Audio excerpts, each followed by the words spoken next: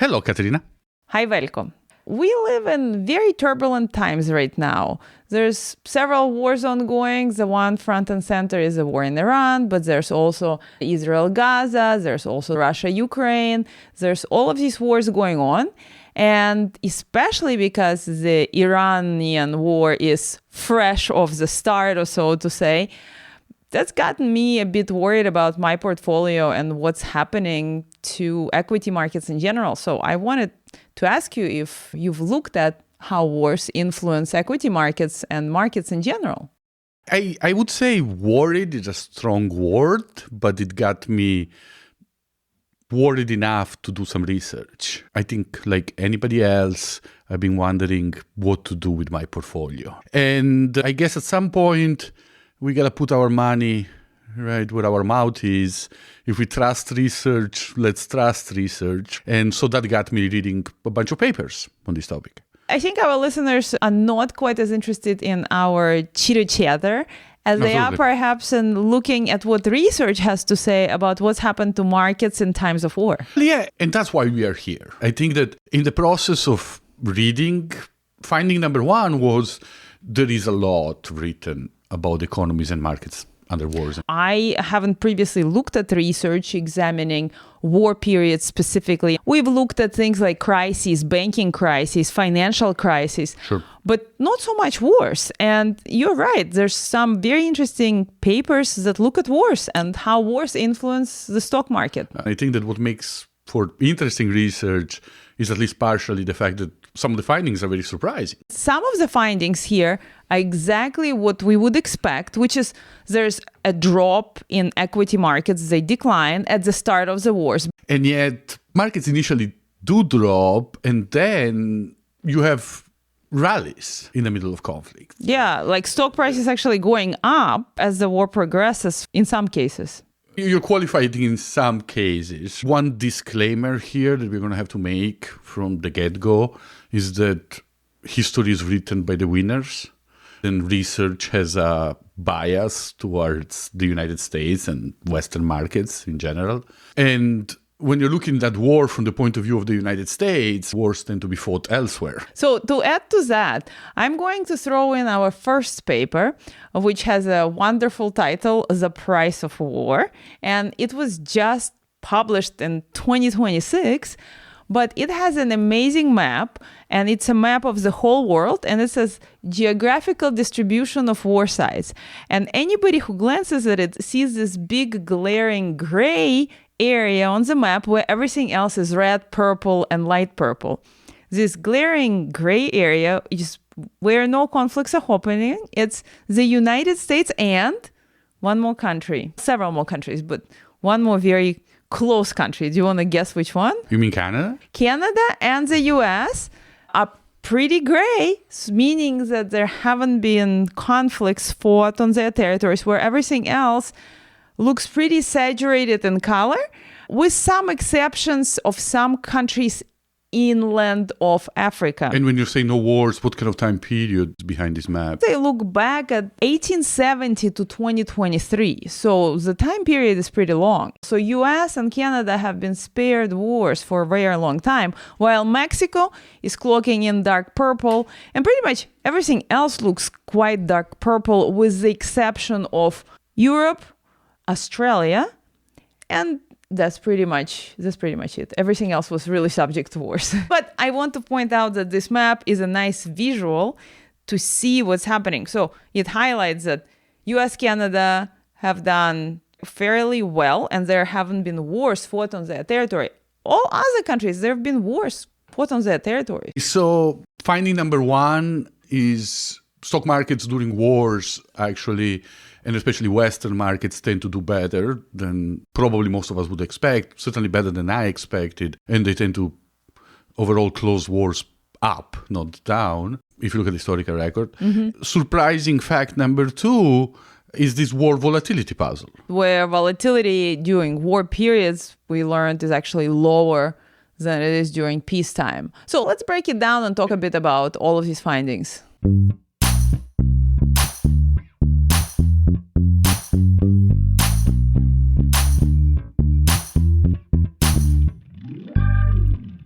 Welcome to Questions in Finance, a podcast where we translate academic mumbo-jumbo to answer interesting questions in finance.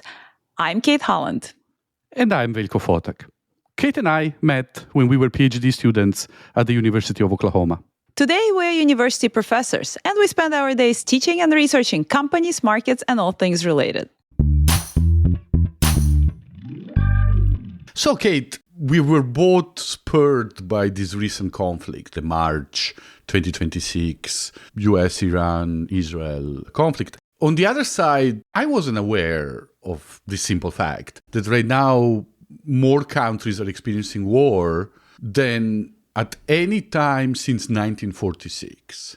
Based on the numbers that we are seeing now by the International Committee of the Red Cross, there are somewhere between 120 to 130 conflicts affecting 92 countries and killing between 100,000 and 150,000 people every year. A lot. So this is visually depicted in these papers that I'm going to refer back to a lot, called The Price of War. They actually have a chart across time back from prior to 1880s all the way to 2020, and they show you the number of affected countries, specifically the war sites and the adjacent countries. So you can see this flow over time, and we're definitely on the uptick. Either way, every war is a war too many in my book. But the point is there's just a lot of conflicts going on, and it's becoming a new normal in a way. The interesting or relevant thing for us is that at the end of the day, that means that investors need to start thinking about this. Wars are rare, and yet they obviously are not rare enough. And there is another estimate that I found, and this came from another paper that we're going to talk about pretty soon. This was published in the Journal of Financial Economics in 2012. And we'll mention it later, but the title of this paper was Time Varying Rate, Disaster Risk and Stock Returns. Oh, boy. Yeah, it's possibly trying to win an award for the least sexy research title ever. But they do have some really interesting findings. But before that, the authors in that paper tell us exactly how rare wars are. And they say that countries experience, on an average, what they call an international political crisis every 15 years, a full-scale war every 74 years, and an international conflict on an average every 119 years. So that's to put things into perspective. When you're looking at it from the world, there's always some war somewhere. Individual countries, wars are still relatively rare occurrences. And yet they do affect portfolios, even when they happen far. And not only that, but rare disaster models actually telling us that war is priced even when it doesn't happen. Even every day. Yeah. But we'll get there. It all starts in the real world, because when wars start, we need to look at what happens in the economy. Back to the Price of War paper. They are showing how things change in the countries affected by war and in the other countries as well. And can I just for a moment point out, this is really fresh off the press. This paper got published 2 weeks ago at the time of recording. 2026. March 2026. So this is really the cutting edge of research. Right. Nowadays. And the authors here have done really an exorbitant amount of work, so much work. Right. There are some pieces of research that you admire for the econometrics, because people are mathematically sophisticated in their analysis methodology or particularly clever in how they set things up. But then there are papers that you admire because of the sheer heavy lifting in putting together the data set of all the conflicts. Correct. They have 150 years of wars across 60 countries and all the relevant macroeconomic and market data there. And they try to do something that it's very ambitious. Mm-hmm. They try to come with some estimate of what is the impact of wars. And averages are averages. But what are some of the numbers they have? So their bulk of their analysis is macro. The headline numbers are a 10% drop in GDP for the average war. That's a big drop. 10% drop in GDP is a significant drop, but we get there was worse. And with a contemporaneous increase in prices of about 20%. Okay. So that's, I don't know, probably some macroeconomist is going to write us a lot of emails correcting us, but I'm almost tempted to call this stagflation on steroids, right? It's a shrinkage of the economy with an increase in prices. Now, I have to point out that some of the numbers, especially the ones that you are quoting on output and inflation, they're more specific to the war side. They happen, of course, in other countries, but to a much, much smaller scale. So output does decline and inflation ticks up, but compared to the war side, almost in an unnoticeable manner. So the war side really experiences the worst drops in output and the largest increases in inflation, while other countries also experience it, but to a much smaller extent.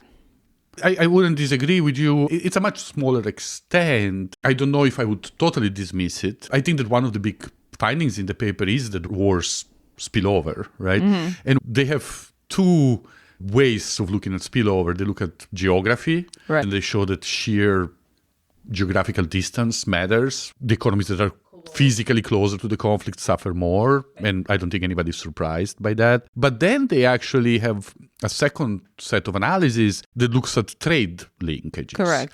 And they actually show that trade flows do carry spillovers and war shocks, and in that sense spread it across the globe. I think that's a point worth repeating and making over again, that if you are in a country where the war is not occurring, you're still at risk. Why? Because if you are trading with another country who has links to the country influenced by war, or you're directly trading with a country at war, you're going to be affected.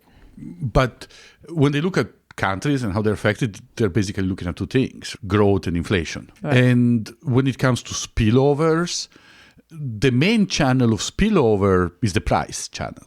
We live in a global economy, whether we like it or not. Globalized prices are global, and there are corners of the world where if you're far enough, you can hide from the growth effects, and yet the inflationary effects, the spike in prices, it tends to affect everybody. Right? Yes. And that's one of the big findings here. And it's not only the spike in prices. In that paper, The Price of Wars, they provide a lot of interesting statistics on output, on inflation, on productivity. They also show you the equity returns and what happens to those, military spending, military personnel. And as we've already mentioned, the stock prices drop, especially at the war sites at the beginning of the war, but also globally. However, I think one interesting thing from that paper, looking at all of this information that I've gotten, is that they almost have this break point somewhere around 4 years of war, where military spending declines, military personnel also declines, equity returns start rebounding, productivity starts going back up, inflation starts tapering off, and output starts going back up. So it's interesting because they're looking at 8-year window from the start of the war, and it seems like at the beginning things are not so great, but right around year 4, of course, they're looking across many years and across multiple conflicts, but they're showing that things start changing around year 4. Eventually, economies stabilize. Yeah, and the war is wrapping up. The war, it gets one day closer to the end. I think in many ways, these are the big findings from the real economy, but it mirrors what are we going to see in markets. Because in markets, it starts exactly like you would expect. These shocks to the real economy, these shocks to Main Street, ultimately translate into shocks on Wall Street, right? Right. And Wall Street is fast. Markets price the future. So the reaction in markets is faster than the reaction in the real economy. I think it's worth repeating is that markets price the future. So they're looking at the influence of the wars, they're taking the news that's happened, right, how it's going to influence future cash flows over the next months, 3 months, 6 months, a year, and future years. So markets are always forward-looking, and that's what's being priced in. I'm almost getting worried here, Kate. I'm finding myself agreeing with you a lot today. but no, I think that's the point, right? If you really want to understand what's happening in markets at times of war, you have to understand that markets are pricing future cash flows. And that's why, weirdly enough, even though on average, when wars start, there's a decline in stock markets, there are still times whenever a war starts and there's an increase in markets, in equity markets. So it almost looks like a positive reaction to wars. And that's because they're pricing in an adjustment. Perhaps the conflict was building up for a long time. And can you give me an example of the time when this happened? I guess we are looking at the exception here. We are looking at the exception. Because generally, as we said, markets do drop at the beginning of conflicts. But I think that the one exception that I've heard cited is the beginning of the Iraq war. In 2003, at the beginning of the Iraq conflict, both US and European stock markets actually jumped up by about 2 percentage points. For such a long time, there was this buildup and expectations, and everybody was thinking things are going to be a lot worse. And when it started, correct, it resolved some of these uncertainties with a more positive spin than people were giving it to. It's almost like the fear of war was driving the stock markets a lot more than the actual start of the conflict. At the end of the day, if there's one thing that markets really hate, is uncertainty. Yeah. And regardless of how you look at it, the start of the conflict brings some degree of solving uncertainty. At least you know that the conflict has started. So I guess when it's an unexpected start, for example, what happened with Iran in 2026, correct, then markets don't have time to anticipate, to fear. And then when a conflict starts, a war starts, they decline. Equity markets' initial reaction is the drop. Equities fall. Let's just for a moment focus on that. I know that it's not the most surprising research, and yet some of the things that they do are interesting. This falls under what we call rare disaster models. Black swan events is a popular, common name for these things. Black swan events. I think that was Nassim Taleb, right? That's correct. Later on. Yes. Oh, maybe it wasn't later on, because these rare disaster models, I'm looking at it now, the two papers that are highly cited are by Robert Barrow. One was a Quarterly Journal of Economics in 2006, and one was an American Economic Review in 2009. So that might actually be after Taleb and Black Swans. That's a good catch. But these rare disaster models are effectively saying the rare events with strong impact are particularly hard for markets to price. Yeah, because by definition they're rare, so there's very few observations, and that's why it's hard for markets to price. The unexpected part of it and the rare part of it makes it difficult to study. And one of the points that Barrow then makes in his papers is that both because of the rarity and because of the magnitude of the effects, these rare disasters are very hard to insure against, which is one of the things that makes them so impactful on markets. That's interesting. The reason why this research is interesting for us is that they do something very clever. They're not looking specifically at these rare disasters. You're right. As researchers, it's very hard to study something that's rare. And so smarter people than us a long time ago realized that instead of looking at the impact of wars, you look at the impact of probability of war. And so you try to estimate this probability of war. And initially, it was mostly done through research that looked at chatter on media. These authors are looking at the various international crises spanning 1917 to 2006. And they're looking at about 447 of these international crises.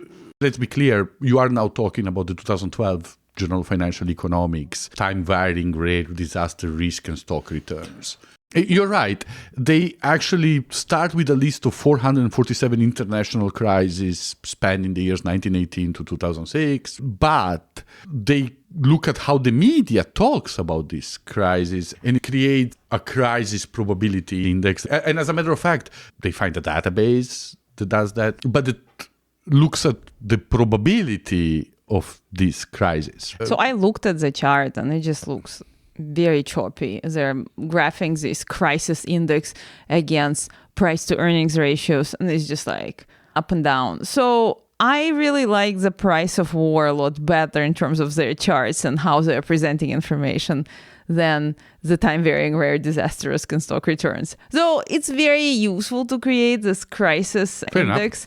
It's just the presentation, perhaps. I didn't love the fact that I really tried digging into that paper and trying to understand how they go from this list of 447 international crises to the crisis index that's a probability of crisis.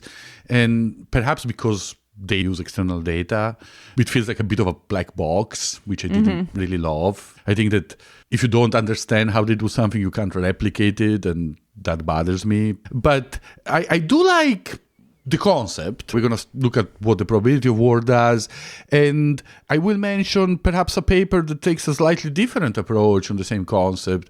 The authors were Justin Wolfers and Eric Zitzewitz. This is a paper that was published in Economica in 2009. Is the one looking at the 2003 Iraq War? Absolutely. And what I liked is that they are again using the same concept of let's estimate the probability. But they're throwing in some numbers, which makes it nicer. That too, but the first thing that is interesting is that their estimate of probability does not come from media discussion, but it actually comes from betting markets.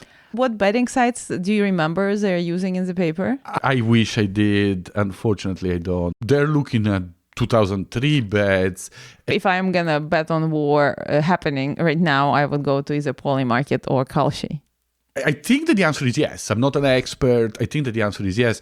But for the Iraq war, they do something interesting because they estimate that for every 10 percentage point increases in the probability of war, oil prices in the spot market go up by about $1. Okay. But this is back in 2003. This is before US became a big producer.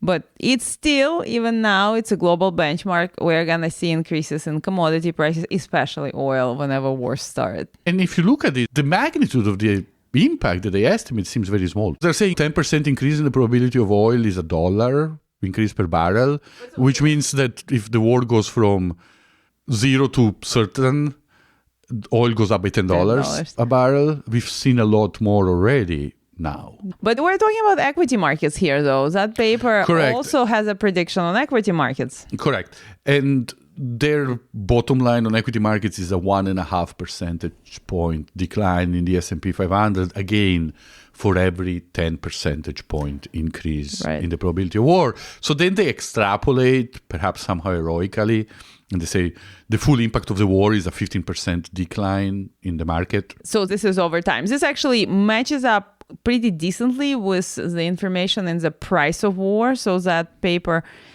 out of multiple graphs out equity return indices. And they show that sometime after year 6, countries exposed to war are going to drop by about 8%. So they have an 8%. So what you're quoting there at 15% is definitely greater, which is specific to the 2003 Iraq war. In all fairness, it was wrong. I see. Or at least by the time the war is over, US markets are up 20-25%. The initial decline was quite severe, 15%. But that gets us to, so far, exactly what we expect. The war starts, there's a decline in equity markets. Stock Absolutely. Prices decline, whether you are the country at war, whether you're a country related to this country at war through trade links. And in general, equity markets decline when war starts because there's a worry about higher energy prices and stocks drop. So that is unsurprising. Let's get to the surprising part. So stocks have dropped, the war has started, and then people would expect maybe that these prices stay low for a very long time, that stock markets remain low for a long time. However, that's not the story. I think I would quote again the Journal of Financial Economics in 2012, time varying rate, disaster risk and stock returns. I love the way they put it. Their full quote is, "We find that international political crises result in large negative world stock market returns when they start, lower than average world market returns as they continue, and positive world market returns when they end." And really, their wording is by the time they end, not after they end. To me, this like points to the resiliency of humans. As the wars go through and it gets closer to the end and then ends, people are cheering and they're back up and they're buying stuff, they're going on vacations. Of course, it's too early to think about that at the start of war, but this pattern of, okay, there's a stock market drop at the beginning, but then there's rallies, and at the end of the war, you end up above in terms of the stock market value where you were compared to the beginning of war. To me, it speaks to human resiliency. I think that's true. We adapt, and so does our society and our economy. But let's look at some numbers. World War I, when it breaks up in 1914, the Dow Jones, we're going to be looking at the Dow because that's available for the whole time, it drops by about 30%. But by the end of the year, it has recovered most, and it closes the year down by 5%. Right. Next year, 1915, we're in the middle of the conflict, the Dow rallies by 80%. And so, again, whoever had the stomach to stay reaped scary but significant profits. Then let's look at World War II. Absolutely. Right? And for World War II, the U.S. stock market indices declined at the beginning of the war, just as expected. Let's be clear, they drop for 3 years. 1939 to 1942, markets are down. And then the U.S. gets involved, starts throwing money into war production. So in 1942 to 1945, there's a recovery in the U.S. stock market. And then when we finish up, we end the war, the Dow is up around 50% compared to the onset of war. Absolutely. And again, let's say it slowly, 50% up by the end of the war. Korean War, between beginning and end, the market is up 20%. Vietnam, if you look at 1965 to 73, we are up 40%. Right. Again, we have to stress that a lot of these wars are not fought on U.S. ground. And this is contributing to some of these positives that we see. Because again, the country at war is not seeing the same equity market changes.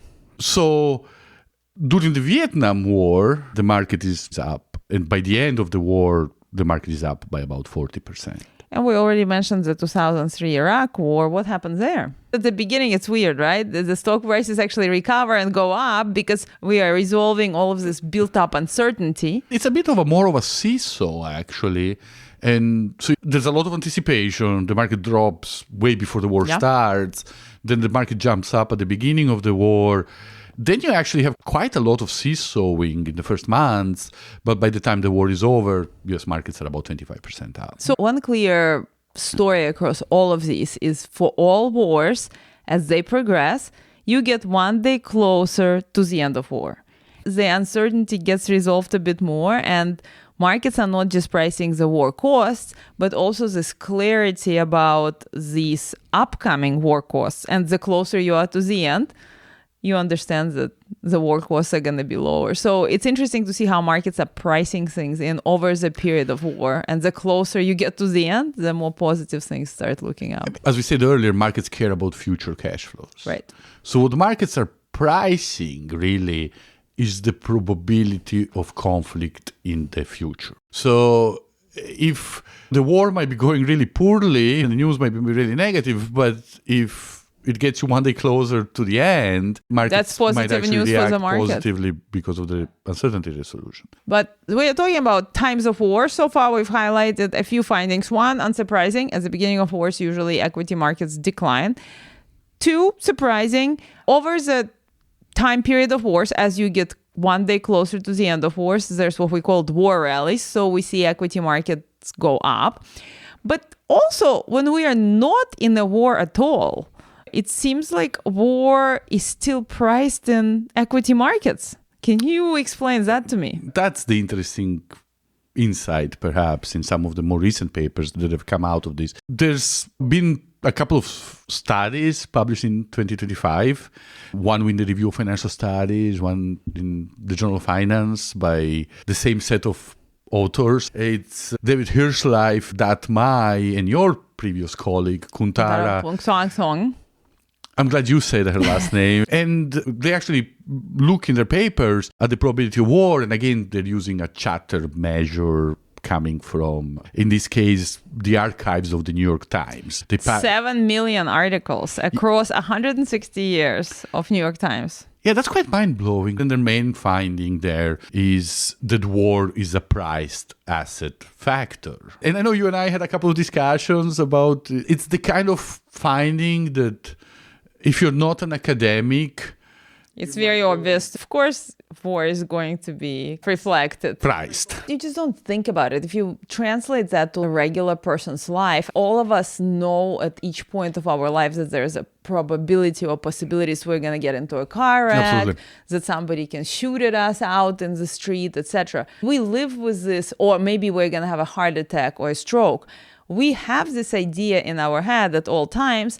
Of course, we discount it. You worry me, Kate. If as a country, as there's not a war that's directly influencing us, we know that there might be a war influencing us. Just like if you are healthy right now, you know that a heart attack might happen to you at any point in the future. So in a way, we live our lives with this idea, I'm more predisposed to having a heart attack, and you live it in a certain way. Just like in the market, you also think about, okay, the war might be happening soon in the future or not soon, but you are looking at it as a possibility. I just wanted to create like a personal parallel that we're talking about markets pricing wars, but really us individuals, we do this with our personal setting as well. We think about how we're influenced by our health or adverse effects in the health, getting heart attacks, getting cancer. This is something in our mind, even when we don't have a heart attack right now.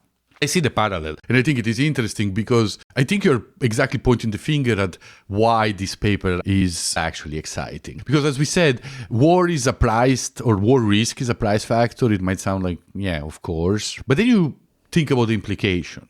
And some implications of this are actually perhaps non-obvious. And one of them is that if war risk is a priced factor, it's priced even when wars are not happening. There is a puzzle, generally. If you look at stock returns, there is an ongoing debate in the asset pricing literature of why are stock returns so high, and ongoing for the last 200 years. And some of these rare disaster models are actually suggesting that one of the reasons why stock returns are high is because they do pay compensation for rare disasters.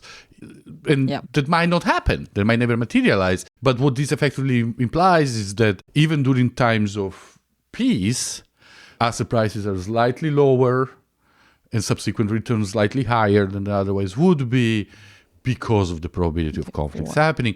And one of the findings in this literature is that the discount in prices is greater for assets that are more likely to be affected in times of war.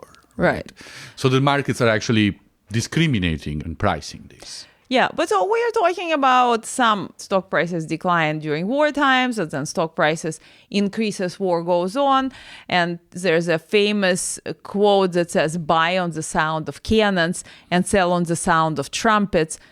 And we are suggesting that this is what should happen. The problem is this is extremely difficult. Why? Because it's figuring out the right timing here. So yes, the stock prices are going to drop at the beginning of war. Can somebody time the beginning of war? Yes, we're going to see some rallies during the war. Can somebody actually time exactly when those rallies happen?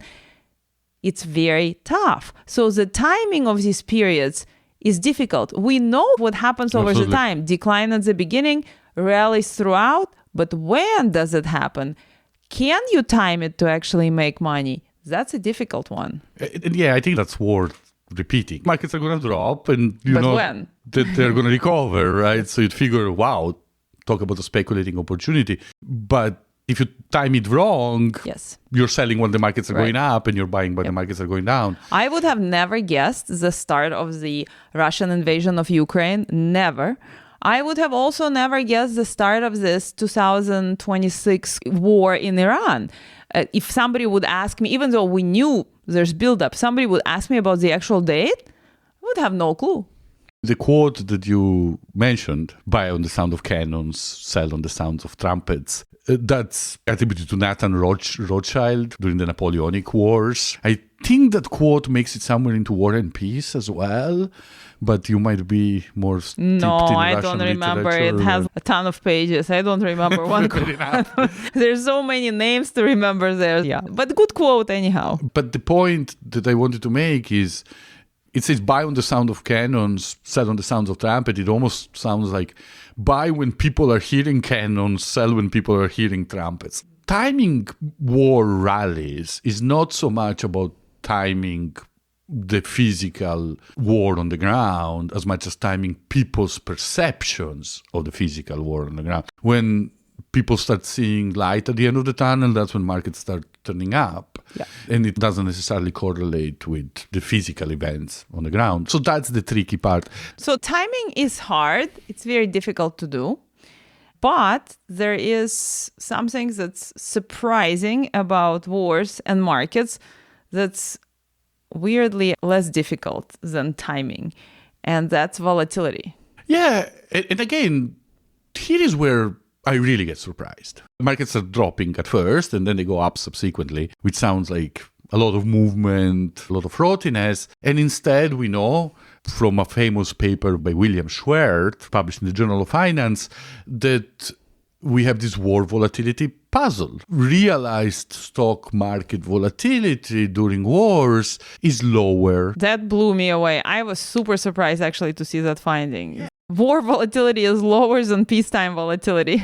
I think you weren't the only one. This paper by William Schwert is highly cited, but it's about how stock prices change over time. Right. It wasn't about wars. He was basically describing volatility over time periods. It was mostly a descriptive paper. And one of the insights was, look, during wars, volatility is low. Yeah. And that became the very highly cited piece of the paper. And we should mention that the effect is not small. When you're looking at Schwert's estimates and from subsequent work, they actually find that volatility is about 25% lower. So about a quarter of volatility is not there. Makes me think that during peace times, we're very much subject to looking at some fads and marketing campaigns and the little nitty-gritties of this and that and reacting to all of the little, I don't want to say little things, but something along that way. And then when wars start, we concentrate and we really zoom in and pay attention to things that matter, which reduces volatility in a way. So when it's peaceful and great, we almost pay attention to too many things, which creates all of this up and down gyrations. But when it's war, we're very focused, and there's, at least that's the impressions that I get. There's less, because how else do you explain these lower volatilities during war times? How do we explain it? You're posing an attention story, and I suspect that there's some truth to that. But there is an interesting working paper actually from 2022. It was a NBER, National Bureau of Economic Research working paper, trying to explain the low volatility specifically in US markets. And they are actually attributing most of it to government spending. They're saying the low volatility comes from a military demand channel. And if you look at where volatility is particularly low, it's weapon manufacturers, ammunition manufacturers, it's defense contractors. They get very steady revenues, and there's little uncertainty about that revenue because the government's going to keep supplying them with money while the conflict is ongoing. But it's interesting that what they find is that has beneficial spillovers to the rest of the economy. For example, they talk about the unemployment channel. Of course. Right? This sucks up unemployment out of the whole economy, as does the military conflict. If we look at it from that perspective, the U.S. has been benefiting from this for a while. If we just go back to the beginning of 2020, the U.S. economy must have benefited from U.S. infusions related to the war in Ukraine. The money stayed here, the jobs stayed here, the weapons were produced, were sent over to that side of the world.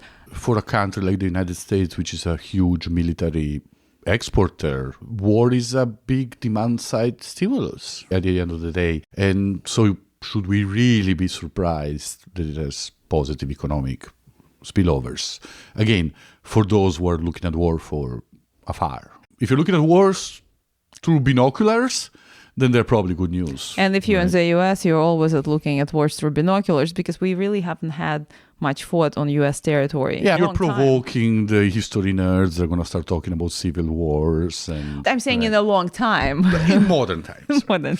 No, absolutely. But I will say that there is also a different channel. They do talk about fiscal stabilization during times of wars. Central banks tend to stimulate the economy, keep interest rates low, which tends to have a stabilizing effect on asset prices.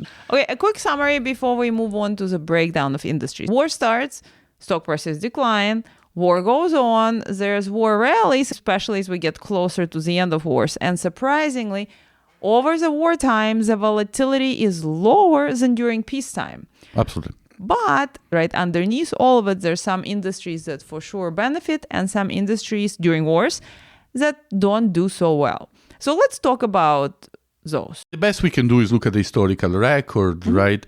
But let's start from the positive side. I like that. You're starting from a positive side. Excellent. Yeah, you're right. That's not typical of me. But this is going to be the usual suspects. Defense contractors, arms manufacturers. No surprises.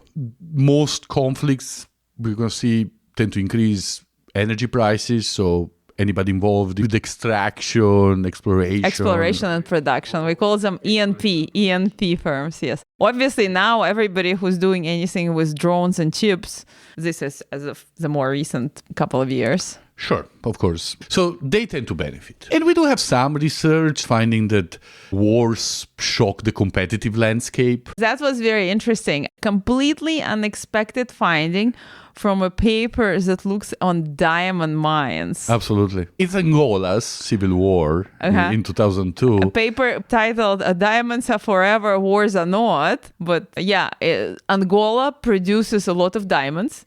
And apparently in 2002, their civil war unexpectedly ended. So what would you expect to happen to the stock prices of diamond producers now that the war is over?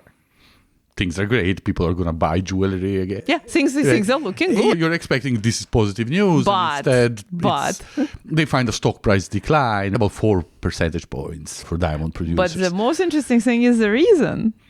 The reason is they expect increasing competition. Exactly. Right? So when the war was happening, there was protection for producers who were there because they were producing specifically in Angola and had some type of protection. And now that the war is over, there's going to be these other companies that are coming in trying to produce in Angola as well. They also do talk about how during the war, there was no enforcement of environmental regulation, which if you're a miner, that matters. And so there was an expectation of increased costs due to environmental regulation. This was just a fun one. But usually, I guess, what we're pointing to is commodities. Commodity producers usually experience positive stock price increases or increases in stock prices, as well as defense manufacturers during wars. Absolutely. So you look at the list of winners, there are some, but it's short. You look at the list of losers, and that tends to be a lot larger. Who is hit the hardest? The one sector that really, truly hates wars is airlines. Wars have a history of bankrupting airlines. In general, they're bad news for the travel sector. Before they were bankrupting airlines, wars were bankrupting cruise ships. So anybody involved in, especially the discretionary touristic. They're hit on both sides there because fewer people want to fly or travel. And they have this huge increase in energy prices. Yeah, so decline in revenue, increase in costs. If you look at the history of the cruise ship industry, one of the things that really hit them hard at the onset of World War I was an increase in insurance costs. And I've seen headlines on shipping insurance skyrocketing right now around the world as well. So travel, airlines, hospitality, anything that's consumer discretionary, right, is really going to be hit hard. Because they tend to affect energy prices. Right. Wars tend to be really bad news for car manufacturers. And in general, the heavy industry that uses a lot of energy tends to be negatively affected by all of that. So those tend to be the biggest industrial sectors in terms of losers. But these energy dynamics create similar effects across countries. And when it really comes to countries, the winners are going to be the large oil producers. Yes. Or Maybe I shouldn't put it that way. The winners are going to be the large oil exporters. That's important to highlight because, for example, US is a large oil producer now since 2015, but they're also a large oil consumer. China happens to be a pretty big oil producer, but they also consume most of it, so they're not exporting. They consume a lot more. The big exporters are the known subjects that don't use as much internal is going to be Russia, Canada, the Middle East. The ranking of exporters is Saudi, Russia, United States. I know I told you I was surprised by this. I was surprised that Russia is still the second largest exporter in the world. I thought that the tariffs post-Ukraine invasion had decreased their oil. They're certainly getting lower prices for their oil, or at least they were. I think now is a good place to mention that there are several studies that look at the war between Russia and Ukraine, and they basically show that these huge trade links of European countries that were connected to Russian natural gas and oil, that these European countries were very much hit. Their economies experienced a bigger decline. There's also another interesting study that looks at US companies and really Western companies that exited Russia. For example, McDonald's said they didn't want to be associated with this authoritarian invasive regime. And actually how domestic shareholders, US shareholders, have rewarded these companies for stepping out of a country that's attacking another country. So it's interesting, you're going off on a bit of a tangent, but perhaps at some point we should mention, we are not going into morality here. There clearly are big moral questions about investing in times of war. You have one argument on one side, there's something certainly unappealing about profiting from other people's demise. But on the other side, there's something perhaps patriotic about financing war efforts. So we're just going to leave this to smarter people than us. But certainly there are segments of the market that are reluctant to finance wars of invasion, and segments of the market or players in the market that do see a moral dimension. And also players who don't, who just go for pure profit. An interesting conversation for the future, but we'll leave the morality on the side for the moment. In general, I hope the episode doesn't come across as callous. I don't think the message that wars might have positive economic impact for some countries, especially for US stock markets, I don't think that should detract from the overall message. Wars are bad for humans, and in no way, shape, or form are we trying to imply that stock market gains would somehow justify death, destruction, and misery. But we are economists. We are finance professors. We are going to talk about the economic side. We've so far covered the industries that benefit and don't do so well during wars, but we mostly have talked about the equity markets, with some exceptions switching into commodities. Absolutely. We did say the big energy winners. And as we said, it's going to be Saudi, it's going to be Russia, it's going to be the US, the UAE, Canada, the big energy exporters. But then who is the most vulnerable on the other side? And you mentioned the European countries. They're going to be the ones who are buying foreign oil the most. There's a lot of talk about oil, but natural gas is as a well. problem in Europe. Right. And Italy has the highest energy import to GDP ratio of every European country. We are also worried about places like Poland, the Czech Republic, Hungary. It's almost a weird setup, because if you are righteous, so to say, if you're in Europe, you're going to be hard hit by that, because you're not going to want to be buying Russian natural gas and oil because they've just invaded another country. On the other hand, if you're China, you're feeling very insulated because now you're buying oil from Russia for a discount. So if you're willing to buy from a villain, to finance the villain, like China is buying this oil at a huge discount. So is India from Russia. But by the way, paradoxically, China and India got really hit in that sense. Before the beginning of the war, Russia was selling at a discount on market prices. Now we've removed sanctions and now they're selling almost at full prices. Yeah, I guess some of the biggest winners, what we're not saying here. Oh, the biggest winner is Russia. And Canada as well, of course, yeah. Sure. Canada as well, but Russia. Big time. But then we're talking about the losers. And for as much as price shocks create inflation and economic misery to Western countries, the effect of these price increases is even more felt in emerging economies where increase in price becomes a shortage. It's one thing to say, hey, in the West, prices go up and we pay a little bit more for everything. But you go to some of the most vulnerable places right now emerging to be India, Pakistan, Bangladesh, places where you're importing a large or almost all your energy usage, but you don't have large foreign currency reserves. And then an increase in price for you becomes a shortage. So India is actually weirdly heavily hit because it can get oil from the Middle East. It was getting a lot of oil from Russia, but now it's getting it at higher prices. Absolutely. So India is getting negatively hit there because they're a big importer of oil. Absolutely. And you're seeing it on the rupee. But the point that I'm trying to make is that measured in GDP, shortages have a bigger effect than inflation.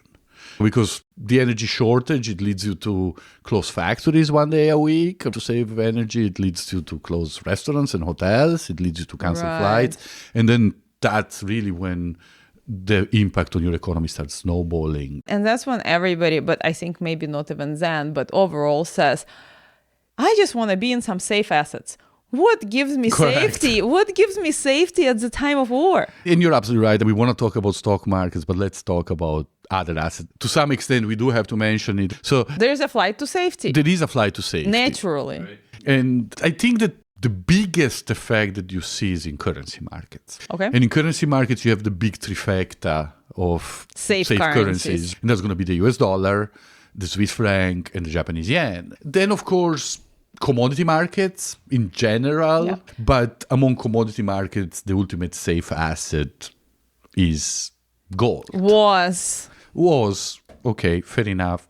Usually people want safety, they go into gold. But people have been, so to say, going into gold for the last 3 years. So gold prices were over $5,000 at the beginning of the 2026 war in Iran. So what has happened to this safe asset gold since? You're absolutely right. It's one thing to look at the historical record and it's another thing to look at what's happening on the ground right now, because pretty much all safe asset or traditionally safe assets are not really behaving the way we are used to. The biggest one is gold. Gold prices have been dropping since the beginning of this conflict. Meaning people are selling it instead of buying it. Correct. And it's hard to explain to somebody that doesn't play with financial markets how bizarre this is. Yes. We believe that when volatility goes up, gold prices go up. It's almost like the law of gravity in financial markets.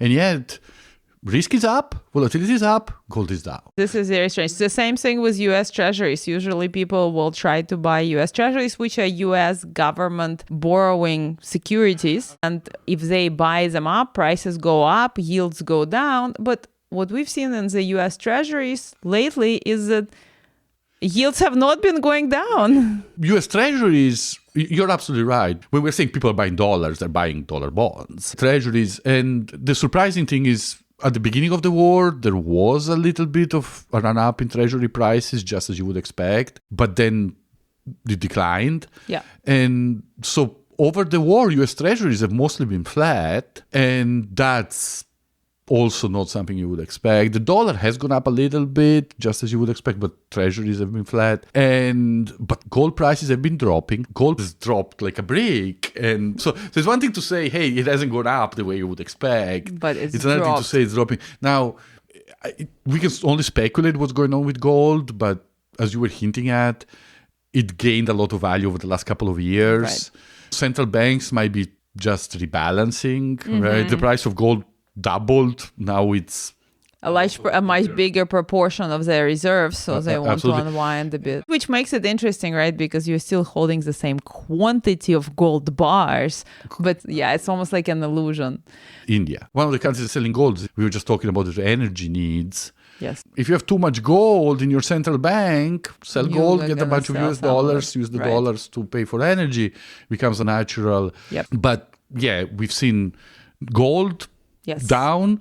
We've seen flatness in US Treasury markets. Yes. We've actually seen a slight downturn in Japanese government bonds. So while there's generally a flight to safety, and it's normal, it seems like this time around, what are safe assets? The only thing that's behaving the way you expect is the Swiss franc that is appreciating and Swiss government bonds. And the other place that seems to be benefiting from the war is the Chinese government bond market. And they're paying lower yields than the US treasuries. The Chinese government bond market is being propped by domestic Chinese investors. The war matters insofar that instead of putting the money abroad, they're putting it at home. Yep. All right, let's summarize our whole discussion. I think we've talked about a lot of interesting things. So let's put a dot on the I.